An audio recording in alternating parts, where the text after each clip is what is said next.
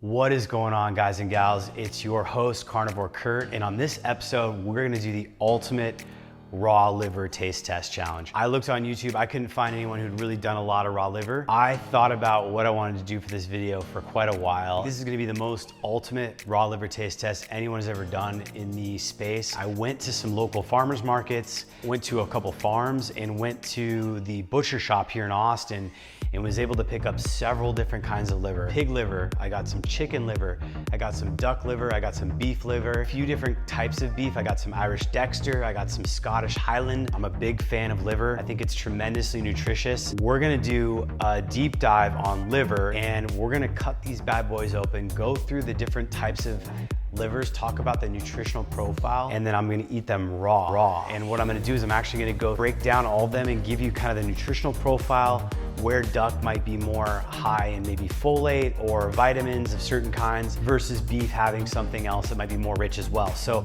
we're gonna go through this bad boy, do some crazy raw liver taste testing. And then when I'm done, stick around for the rest of this video because I'm gonna actually make them into my favorite way to transport and travel with liver jerky. So stay tuned, we're gonna jump right into it. So remember, the first rule of cooking anything that we're gonna be making here is to really just get the hands super clean. We're dealing with a lot of raw meat, so we need to be kind of quick with how we take care of it, prep it, and taste it, and then get it on its way. Make sure you get under those fingernails, around the wrists, just get all the potential stuff off the hands.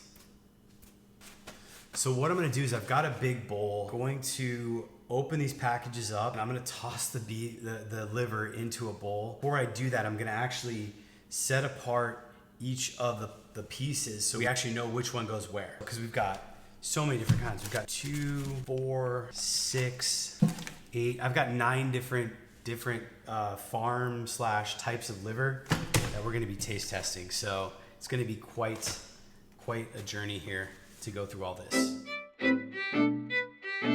All right, first on our list here is grass-fed beef liver from Whole Foods.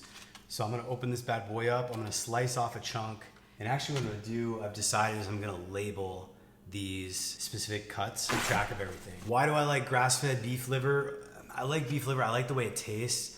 Also, I've mentioned this before, beef liver is really rich in B12, riboflavin, which is B2, folate, which is B9, vitamin C, copper, and choline. So it's just, beef liver is a tremendous source of vitamins and micronutrients that you don't necessarily get from just eating muscle meat or other animal products. So the next one I have is from a local farm here. I go and see them every week, and they sell me duck eggs.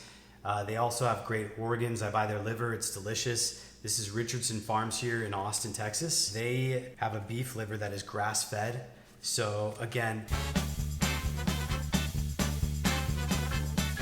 the difference between grass-fed and grain-fed is a couple things. One, the grain-fed meat can be a bit higher in potential pesticides and things you don't want in your body because of what's in the grain. Because if it's grain-fed and it's not organic and it's not regulated, you just don't know. The other difference is the animal, the balance of the omega-3, omega-6s in the animal. It's gonna be much more in your favor, omega-3, if you do grass-fed. So keep that in mind. The grass-fed tends to be also higher in some of the micronutrients. So all in all, that's kind of where I'm at with that. The other thing I like about Richardson Farms is they pack it in partridge paper, which isn't wrapped up in a bunch of plastic. So again, these aren't full livers, they're parts of livers, but still. We're gonna slice off a bit of this bad boy. So this one is Salt and Thyme. This is a local butcher shop. They do a Akayushi liver. It's an Akayushi cow. It is grain finished. It's delicious, but it's probably not as nutritious. It's probably less balanced with the actual omega-3, omega-6. I'm not 100% sure if the color of the liver, so if you compare these to a grass-fed, grass-finished, if they're actually, if it has to do with the coloring. But in general, my experience is that the liver here is definitely quite tasty. So here I've got another batch from Colby Smith's farm, Smith & Smith. It is a lamb liver. I got this today. I'm super excited. I haven't had lamb liver in a while. A nice kind of general principle about lamb is that most lamb is going to be grass-fed, grass-finished. I rarely come across lamb that's going to be grain-finished. And with lamb,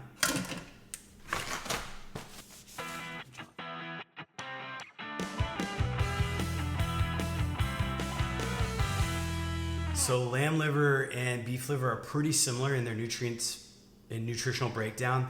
The nice thing about lamb is, again, you know it's probably going to be grass finished. If you don't know the source of your liver that well and it's beef liver, you may be getting grain-fed, grain-finished beef liver, which will be less beneficial on the omega-3, omega-6 balance. The other thing with the lamb liver is there's slightly more B12, it looks like. I'm not 100% sure on that, so don't quote me. But all the other vitamins, minerals, riboflavin, pantothenic acid, vitamin C, from what we can tell, it's pretty much the same breakdown. So if you can get lamb liver, awesome. And if you like the flavor of it, that's great too. So this looks like a full lamb liver, whereas the beef liver is kind of more portioned out. So I'm gonna slice off a chunk of this. So we have some pork, chicken, and some duck left. I'm gonna cut these all up and we're gonna talk about the different nutritional breakdowns of each of these livers. So duck and chicken liver are interesting. In duck liver, almost across the board, you're gonna see higher levels of vitamins. For example, vitamin A, substantially more vitamin A in duck liver. If you look at vitamin B12, there's a sizable amount more of B12. Chicken liver surprisingly actually has more vitamin C than duck liver, but duck liver has more folate and riboflavin. So it's kind of a trade-off. Things like pantothenic acid, choline, we've measured these in chicken liver. We don't really know what they're like in duck eggs or duck liver, but it's fairly safe to say that duck is gonna have a comparable, if not a more superior nutritional breakdown, just from the fact that we know how rich their actual eggs are, and they're very similar animals. So, you know, they're both birds. Ducks tend to be, I always kind of explain ducks compared to chickens as being kind of like grass-fed beef versus like pork, where chickens kind of roam around and they'll eat pretty much anything and they'll even eat grains. And these grass-fed cows, they want to eat the grass, and you know, ducks tend to eat even more of the insects and stuff like that in the general way people raise them. So again, you become kind of what your animal's eating as far as the food and how it affects you. So keep that in mind. So here is Bellevue Farms. They're a local farm here in Austin. They do a organic, high quality. I buy almost all my duck eggs from them because I know they're certified organic, and they just have a great quality of duck eggs. In fact, I have a video on my channel of me going to the farmer's market and talking to Aubrey, the founder. And so this is what this is not just one duck liver, obviously. This is several. This is what duck liver looks like. And look at that. We've got a couple of great pieces we can put in our taste test challenge here. To be honest, I'm actually dreading chicken liver. I've had it before. I do not like it. When I had it in the past, though, I did cook it. So I'm curious to see what it's gonna be like raw. And if you remember at the end of the video, I said I'm gonna make jerky. So we'll whip up some jerky as well. But overall, I'm not a huge fan of chicken liver in general. I don't like it. All right, the final one, the pork liver. I don't think I've actually ever had raw pork liver. This is from Peach Creek Farms. They have fantastic quality meat here. I go to the farmer's market here downtown in Austin on Saturdays, and they always have like super marbled, grass finished. They actually do Scottish Highland cows. So they're just a breed of cows that are fantastic, and they're just delicious. So I've got some ribeyes in my freezer I'm waiting to dive into on that. But pork liver is what we have here. And this is probably a full pork liver, although it could be part of one. But here's what it looks like. This is so much liver. Look at this. If you ate all this, you would definitely not feel good. But we're gonna make it into jerky later, and it's gonna be awesome. And over here we have our plata board of different types of livers we're going to try. Now, the pork liver actually has a fantastic profile of nutrition. It's great in vitamin A, vitamin C. It looks like it also has a ton of riboflavin, niacin, B6, folate, B12, pantothenic acid, iron, phosphorus, zinc, copper, and selenium. So go pork liver. There's definitely some great nutrition in that powerhouse. About to eat that raw here shortly. All right, so if you follow me on other things, you'll know I'm a big fan of red and real salt. I also use glycine. I don't use nearly as much glycine as I used to recommend, but you do want to have, I think, something to kind of flavor the liver. So what I'm gonna do is I'm gonna do a little bit of a cheat. I'm gonna add the salt to the liver, and then I'm gonna add a smidge of glycine on top of the liver just to kind of add some flavor to it to see how it tastes. That's just the way I normally do my liver. The other thing that I have here is about 50 grams of suet. It's just gonna balance out the macros. When you're doing carnivore, I'm always a big fan of doing carnivore in a keto fashion, making sure you're actually focused on the fat macro and making sure that you have enough fat coming in. So in order to do that, you've got to add in fat. Obviously with the liver, it's almost all protein. It's important to actually get some fat. So suet will kind of break up the flavor. I'll get a little bit of a small amount in between each tasting, and I'll add a little bit of glycine, and we'll see how they go. So let's prepare these bad boys. I'm not gonna put as much as I normally would. Try to keep it as true as I can to what I would want to taste. You know what I'm gonna do? I'm actually not gonna add the glycine just because I want to keep this more of a true taste for people. So I'm just gonna do the salt. So this is gonna be definitely a unique one for me. First one I'm gonna go with the one that I don't like the most, which is the chicken liver. So this is chicken liver from Colby Smith's farm. Raw, here we go.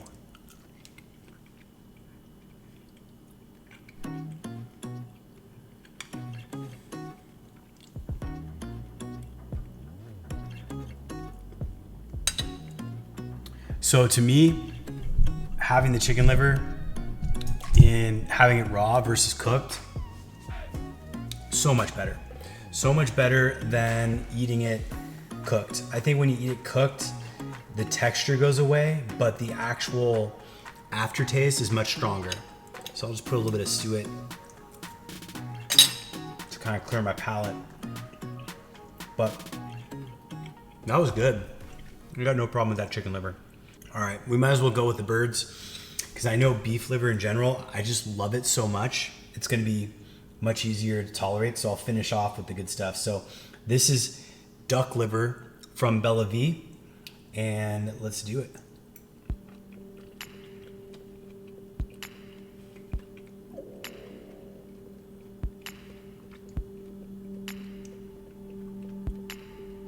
See, to me, like, I don't know if I'm biased on this, but I think duck in general is something I like more than chicken. It just seems like it's more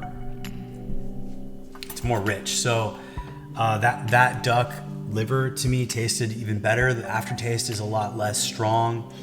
I like it. I like it a lot. I think it's delicious. The chicken wasn't bad though. I could definitely do the chicken. It's kind of fun to mix it up. So let's go with the lamb. This is lamb liver right here. Let's do it.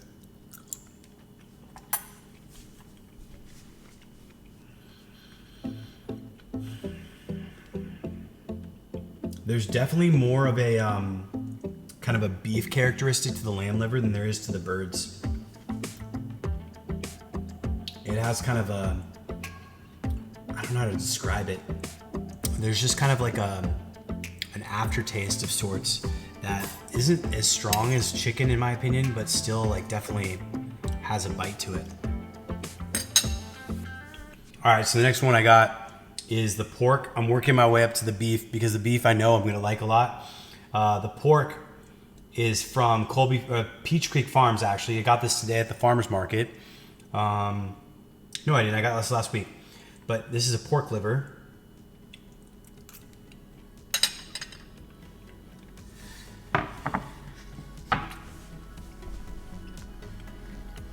That's actually really nice. The aftertaste on that is kind of sweet. It's not as bad as I think out of all these, the chicken has the strongest aftertaste to me. The duck is probably next, and then the lamb, and then the pork. Yeah, it's definitely interesting. We have four beefs now.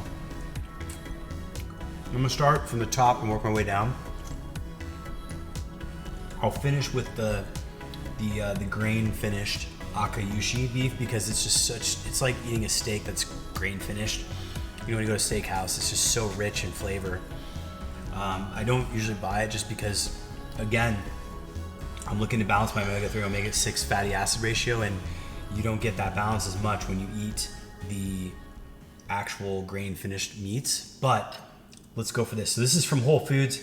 I actually don't know what farm this came from. All I know is that it is grass finished and it's beef liver. So it's Whole Foods beef liver.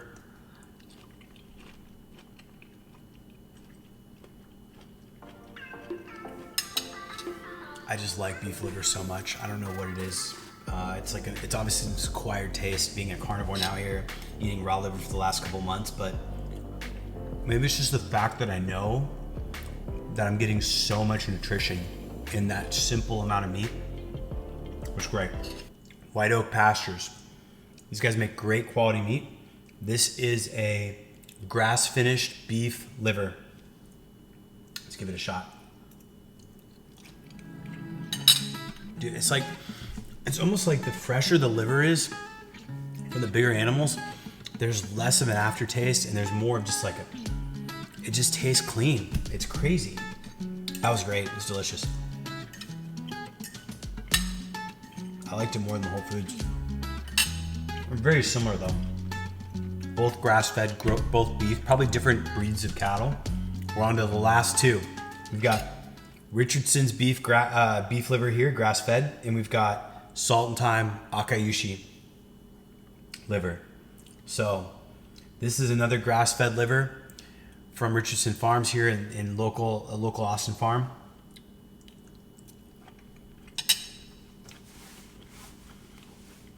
It's so similar to the White Oak Pastures.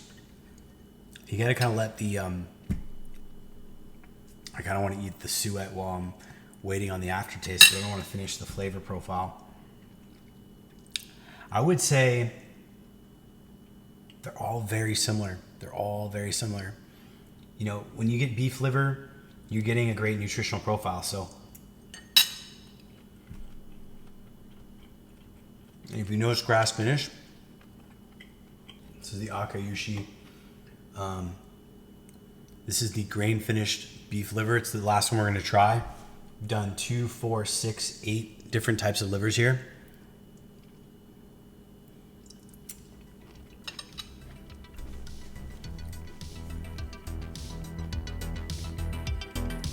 It tastes fattier. It tastes fattier, it's creamier. It's delicious. It's just like eating a steak that's grain fed. You can just taste the profile. This is more like a Wagyu. Oh, that was great. That was, it was a treat for sure. So yeah, there you have it. We just did 8 different types of livers. Let me know what you guys think in the comments. If you have a go-to type of liver, I'd love to hear your recommendations. I'd be curious to try new livers, yak, other animals. These were kind of the main ones I could get here in Texas, but I think that was a good overall profile, and we'll get on to saving this liver here and doing some jerky.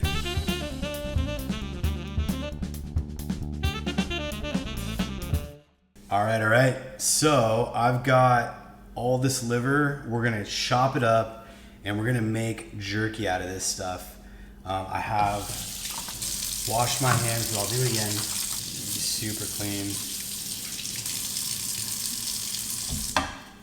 Getting this stuff is